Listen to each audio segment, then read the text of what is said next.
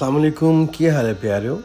मैं आबद ज़िया ते तुसी साडे नाल जुड़िओ वेख पंजाब टीवी दे राहीं।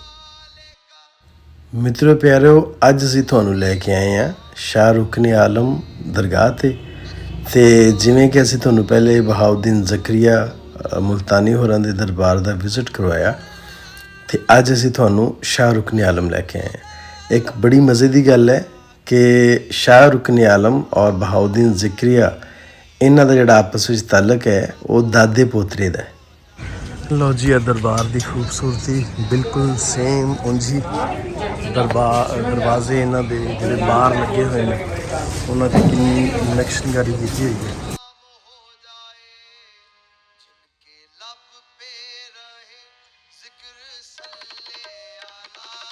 अगे नूं टुर पे इत्थे कोई मुरम्मत का काम हो रहा है क्योंकि काफ़ी पुराना दरबार है तो टुट भज तो फिर होंदी रहिंदी है। यार तुसी आ सीन चेक करो ज़रा, ये ओए होए होए यार क्या कारीगरी है ना, बहुत कमाल। इस दरबार नूं अक्सर तुसी जब मुल्तान का जिक्र आंदा तो आ दरबार आंदा है किवें साइडां ते आ बनाए हुए ने ऐदा ना किलियां दे विच हुंदा है। असल च किला है इत्थे ना, किला सी मैं तुहानूं आ सारा अगे जाके विखाना भी है। असल च किला है तो उस ही तर्ज से फिर उन्नी मजबूती दे नाल ही सारा दरबार बनाया हुआ। आप इन्हूं ज़रा टुर फिर के देखने दरबार शरीफ के अंदर बाद च जावांगे। तुहानूं मैं पहले जिहड़ी बैरूनी जगह है तुहानूं वो मैं पहले विखाना। इत्थे भी जनाब कबूतर, क्या बात है, दाने वाले फिरदे ने, कहंदे दाना पा लो। अब जंड वन है ना, वन जिहड़े ने वो अक्सर सानू कब्रस्तानां दे विच नज़र आउंदे ने, अक्सर सानू नज़र आउंदे ने वीरान जगह ते, और कई पुराने दरबारां दे भी सानू नज़र आउंदे ने।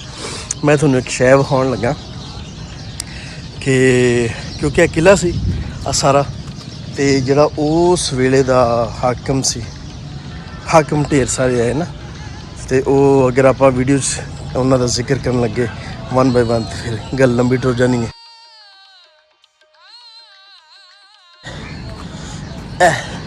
आ देखो जी, जदों आ सारा मुल्तान आ किन्नी हाइट से है कि इत्थों सारा मुल्तान नज़र आता सी। इंज ही वो इत्थे अपना दीवार दे कोल खड़े हो के ते आपदी रियाया दे नाल सारी गलबात कर लेंदे सन। जिहड़ा असल किला है उस साइड पर मैं तुहानूं लैके जावांगा, वो मैं तुहानूं विखावांगा। तो यार दरबार का नज़ारा तो लाओ ना, आए हाय हाय हाय हाय, वाह जी वाह की बनिया।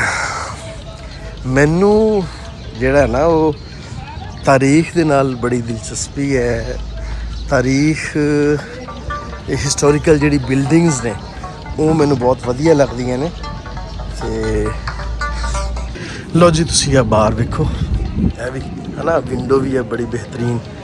ते आए हाय हाय क्या बात है। आ जिहड़ी सारी पुरानी ईट लगी हुई है और किन्नी मजबूती दा। अच्छा, दरम्यान दे विच जिवें तेगा नहीं लांदे अजकल सरिये दा, लकड़ लाई हुई है। इंज ही थोड़े थोड़े वक्फे तो बाद आ सारा काम किया है। किन्ना खूबसूरत है। आओ अगे चलने तो अगे चल के देखने और दरबार का थोनों अंदरों भी नज़ारा करवाने। इत्थों असीं दरबार च एंटर होने लगे हूँ तो दरबार। लो जी प्यारिओ, दरबार शरीफ का अंदरला माहौल, दरबार शरीफ है।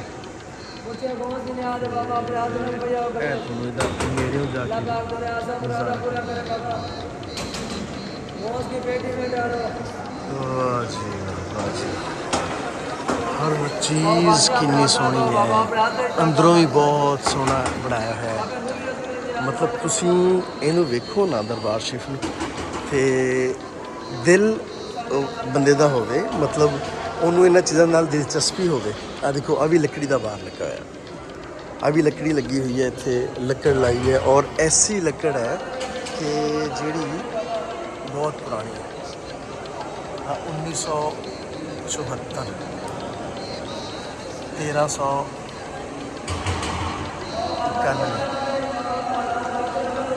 1394 नाल ना सन भी लिखे हुए।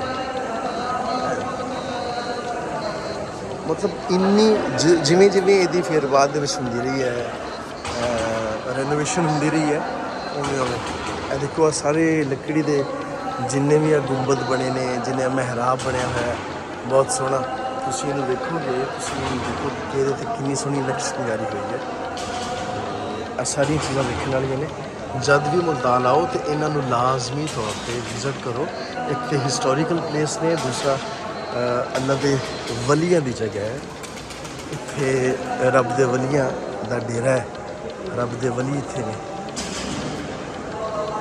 शाह रुकन आलम बहुत खूबसूरत बहुत सोहना दरबार बनाया है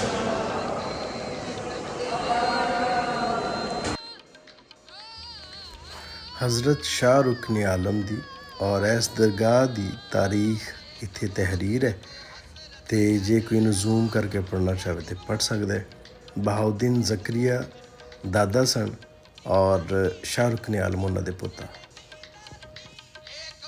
लो जी प्यारिओ उम्मीद करने ਤੁਹਾਨੂੰ ਸਾਡੀ ਅੱਜ ਦੀ ਵੀਡੀਓ ਬਹੁਤ ਵਧੀਆ ਲੱਗੀ ਹੋਏਗੀ ਇਹਦੇ ਨਾਲ ਹੀ ਸਾਨੂੰ ਦਿਓ ਇਜਾਜ਼ਤ ਆਪਣਾ ਤੇ ਆਪਣੇ ਆਲ ਦੁਆਲ ਦਾ ਰੱਖਿਆ ਜੀ ਢੇਰ ਸਾਰਾ ਖਿਆਲ ਮੇਰਾ ਪਿਆਰ ਮੇਰੀ ਮੁਹੱਬਤਾਂ ਤੁਹਾਡੇ ਸਾਰਿਆਂ ਦੇ ਨਾਲ ਜਿਉਂਦੇ ਵਸੋ ਤੇ ਖਿੜਖਿੜ ਹੱਸੋ ਰੱਬ ਰੱਖਾ